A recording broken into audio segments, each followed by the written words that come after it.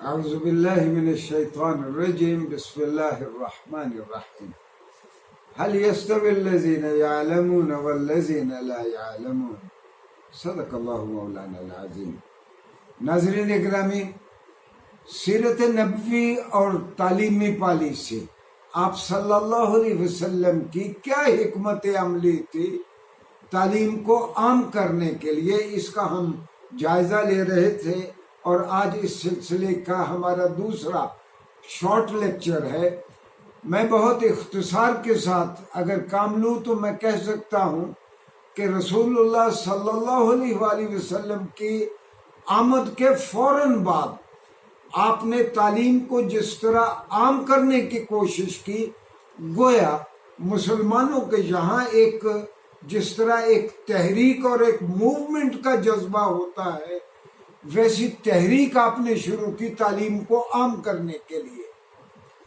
جتنے بھی مسلمان تھے ان کو لکھنا پڑھنا بھی آ جائے، ان کو باقی اس وقت کے عصری علوم بھی آ جائے، یعنی ان کو حساب کتاب آ جائے، ان کو جو اس وقت کی نفع بخش چیزیں جس سے وہ باعزت روزگار کما سکے وہ بھی ان کو آ جائیں۔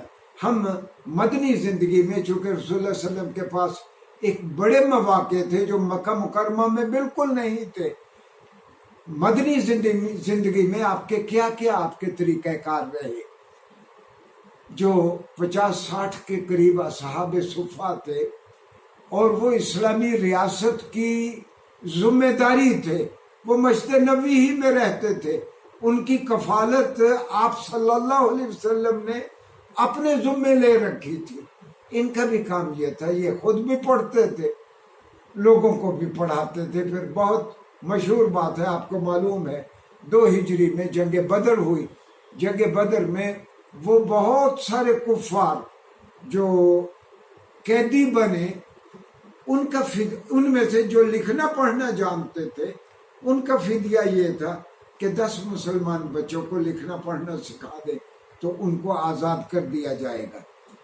ناظرین گرامی، میں بہت ساری تفصیلات ہیں جو میں بیان کرتا ہوں وفاء الوفا سمہودی کی کتاب سے۔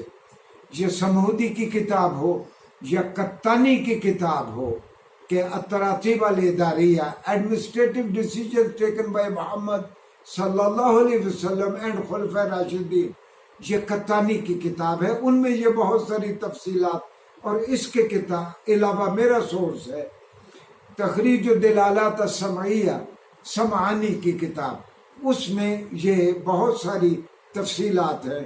تو وفاء الوفا میں سمہودی لکھتے ہیں کہ مدینہ منورہ میں رسول اللہ صلی اللہ علیہ وسلم نے 18 مراکز قائم کیے تھے، 18 مراکز جہاں لوگ آ کے پڑھنا لکھنا سیکھتے تھے، جہاں لوگ آ کے، جس کو میں نے پچھلے لیکچر میں کہا، فارمل اینڈ انفارمل ایجوکیشن وہ لیتے تھے، کہ یعنی حساب کتاب سیکھتے تھے، بزنس کا طریقہ سیکھتے تھے، اور اس کے علاوہ جو رسول اللہ صلی اللہ علیہ وسلم نے نقیب مقرر کیے تھے۔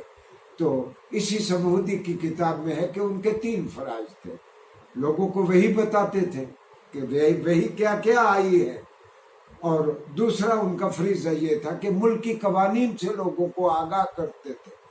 تیسرا یہ تھا کہ حلال ذرائع سے روٹی کس طرح کمائی جا سکتی ہے، ماحول کو کس طرح خوشگوار رکھا جا سکتا ہے، اقدار اعلیٰ کی افزائش کس طرح ہو سکتی ہے، خدا شناس معاشرہ کس طرح بن سکتا ہے، یہ بھی نقیبوں کے ذمہ تھا، وہ لوگوں کو پڑھاتے تھے۔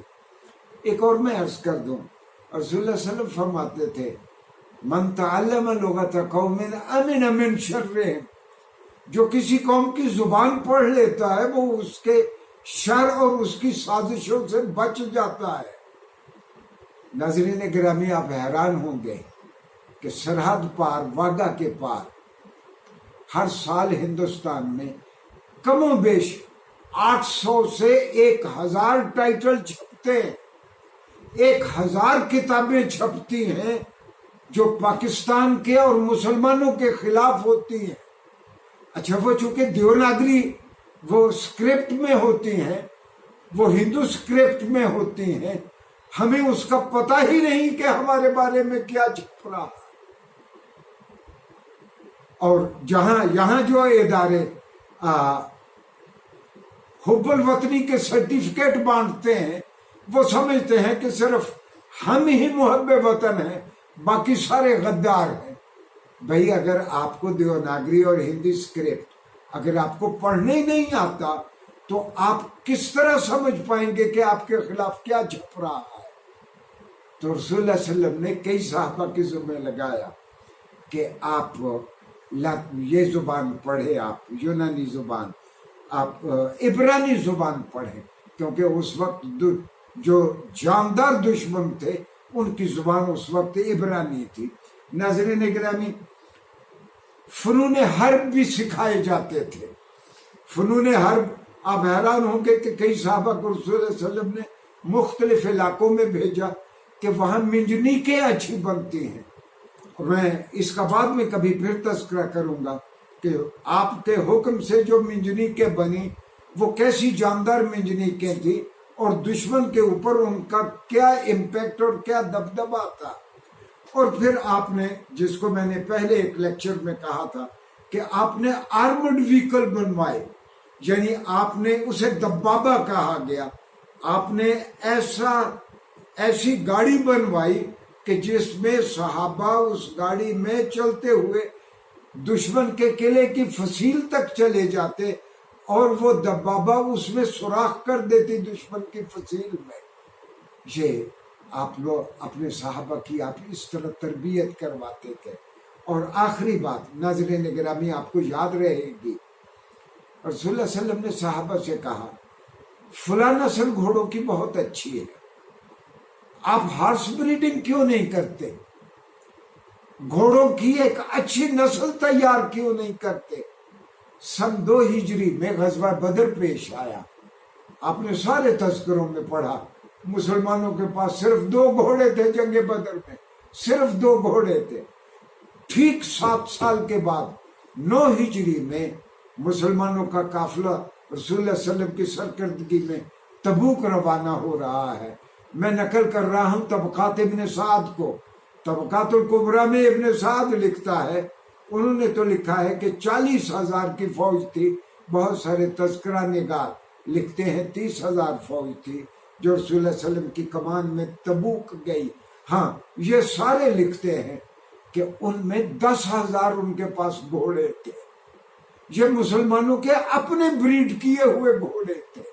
گویا رسول اللہ صلی اللہ علیہ وسلم نے اس پہلی رفاہی اسلامی ریاست کو پاؤں پہ کھڑا کرنے کے لیے آپ نے لوگوں کی فارمل ایجوکیشن کا بھی انتظام کیا، انفارمل ایجوکیشن کا بھی انتظام کیا۔